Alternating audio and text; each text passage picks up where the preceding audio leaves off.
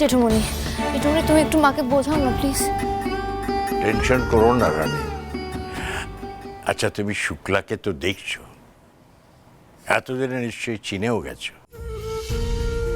এখন একটু রেগে আছে, একটু পরে শান্ত হয়ে যাবে।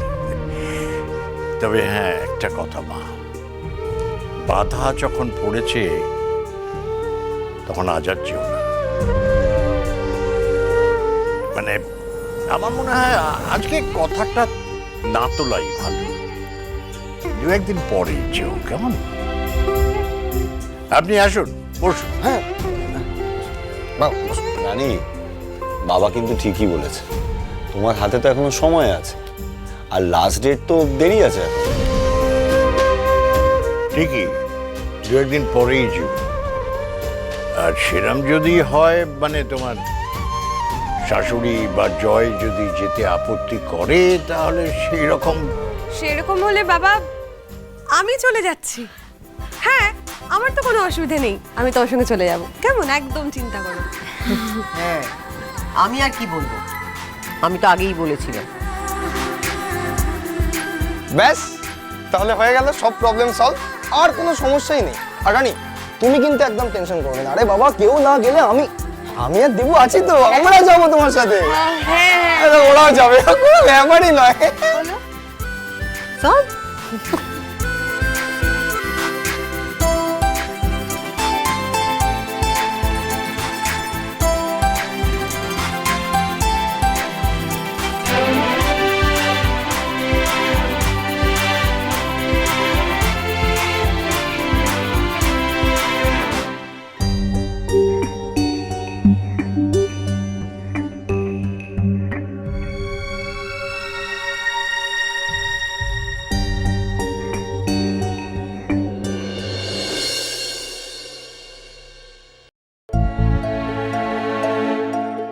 এগুলো তোমার অরিজিনাল রিপোর্ট, কেবল তুমি বললে বলে আমি এটা সবার সামনে ডিসক্লোজ করলাম না।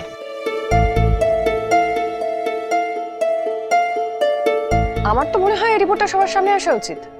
তোমার চিয়া সিডের গ্লাসে আনওয়ান্টেড মেডিসিন পাওয়া গেছে।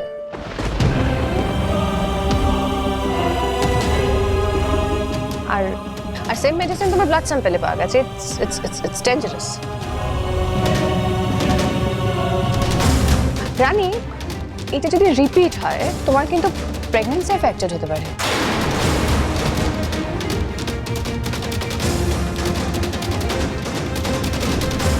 আমি সত্যি জানি না যে কেন তুমি ফোন করে আমাকে সবার সামনে এটা ডিসক্লোজ করতে বারণ করে দিলে। এই রিপোর্টটা দিয়ে আমরা এক্ষুনি যে দোষী তাকে ধরতে পারতাম। আমার মনে হয় রানী, তোমার পরিবারের সকলকে, ইন পার্টিকুলার দুর্জয় এবং তোমার শাশুড়িকে এই ইনফরমেশনটা দেওয়া দরকার যে তাদের চোখের সামনে অবিরাম কেউ তোমার ক্ষতি করার চেষ্টা করছে।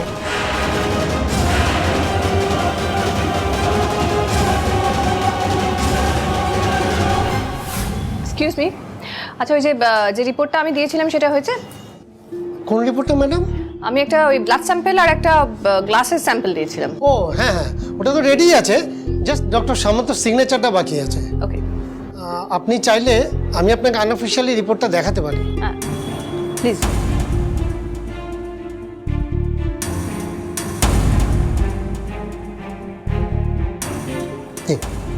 Thank you.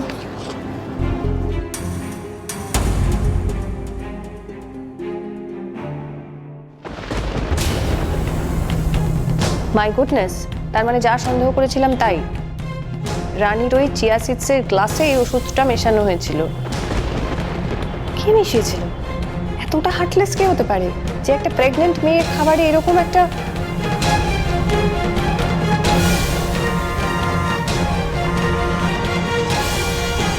হ্যাঁ রানী, বলো।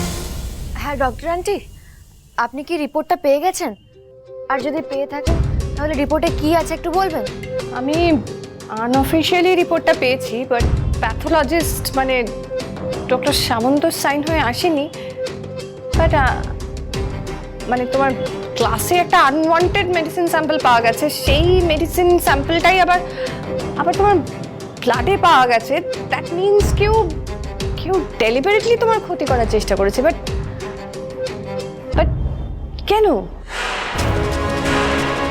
বলছি রানী, তুমি স্ট্রেস করো না, মানে তুমি এত চিন্তা করো না। আমি জাস্ট রিপোর্টটা, মানে ফাইনাল রিপোর্টটা হাতে পেলে তোমার বাড়িতে যাচ্ছি, আর আমি গিয়ে কথা বলছি।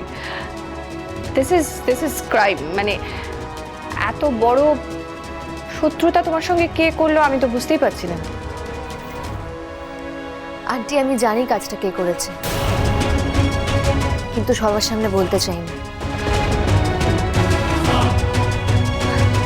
তুমি জানো, তাও তুমি এভাবে চুপ করে থাকবে? তোমাকে তো আমি যতদূর জানি, তোমার যথেষ্ট সাহস আছে, তুমি একটা স্ট্রেট ফরওয়ার্ড মেয়ে। তাহলে কেন এরকম একটা অন্যায় মেনে নেবে? কারণ আমি একটা সংসারে আছি আন্টি, আর আমি মন থেকে ডাক্তারিটা পড়তে চাই। প্রেগনেন্সির সাথে সাথে ডাক্তারিটাও আমাকে পড়তে হবে। আর এই ঘটনাটা ইস্যু করে বাড়িতে সমস্যা বাড়লে দুর্জয়ের মা আমাকে একেবারেই আটকে ফেলবে, আমাকে পড়াশোনা করতে দেবে না। একই ভর্তি হওয়া নিয়ে বাড়িতে এত অশান্তি চলছে। দুর্জয় এই মুহূর্তে চায় না আমি ডাক্তারিতে ভর্তি হই, পড়াশোনার প্রেশার নিই। কে করেছে এটা আমাকে বলো। ডক্টর আন্টি প্লিজ এই প্রশ্নটা আমায় করবেন না। শুধু আমার একটাই রিকোয়েস্ট, এই রিপোর্টটা বাড়িতে আনবেন না। আর সত্যি কথা বলারও কোনো দরকার নেই, শুধু আমাকে আরও সতর্ক হতে হবে, ব্যাস। এছাড়া আমার কিছু করার নেই আন্টি। বাট রানী, প্লিজ, কেউ বুঝুক বা না বুঝুক, আপনি তো আমায় বুঝতে পারছেন। ডাক্তার হতে না পারলে আমার জীবনটা অসম্পূর্ণ থেকে যাবে আন্টি। প্লিজ এইটুকু হেল্প করুন।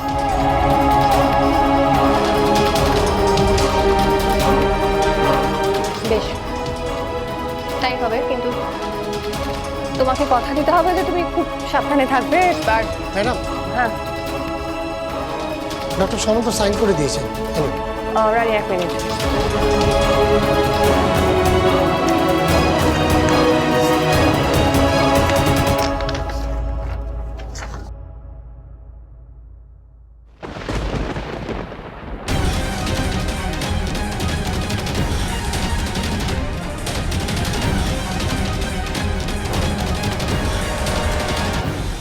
রিপোর্টটা চেঞ্জ করে দিয়েছে,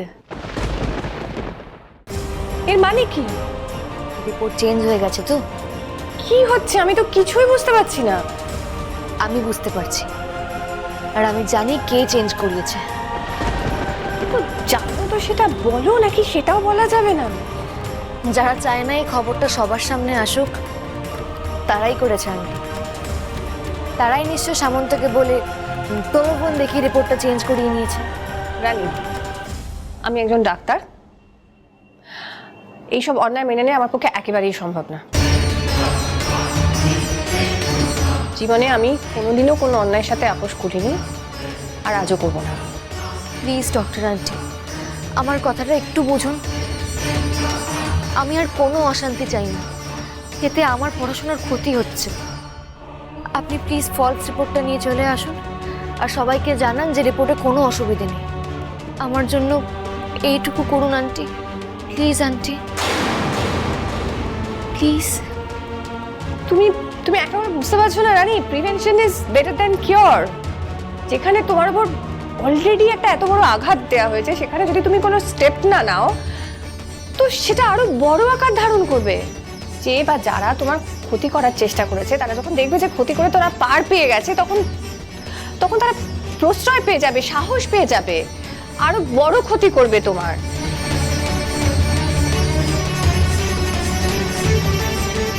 সেই রাস্তাটা বন্ধ করার উপায় আমি বের করব ডক্টর আন্টি। আমি আমার সন্তানকে সুরক্ষিত রাখবো, আর সাথে আমার পড়াশোনাটাও চালিয়ে যাব। আপনি প্লিজ ওই ফলস রিপোর্টটা নিয়ে চলে আসুন, আর বাড়ির সবাইকে এই রিপোর্টে যা আছে সেটাই বলবেন। এই মুহূর্তে সত্যি কথাগুলো কাউকে বলার দরকার নেই।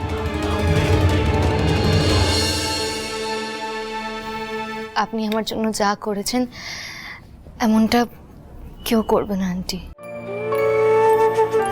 আমার মা নেই, আপনি আমাকে মায়ের মতো এই সংসারের অশান্তির হাত থেকে বাঁচিয়েছেন।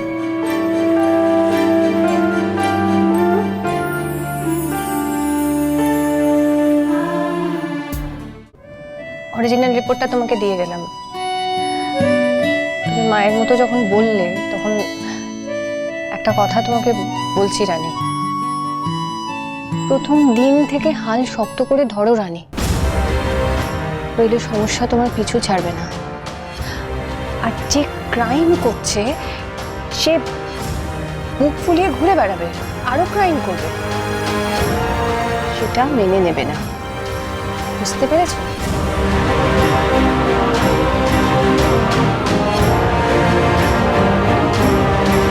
আমি আপনার কথা শুনবো ডক্টর আন্টি।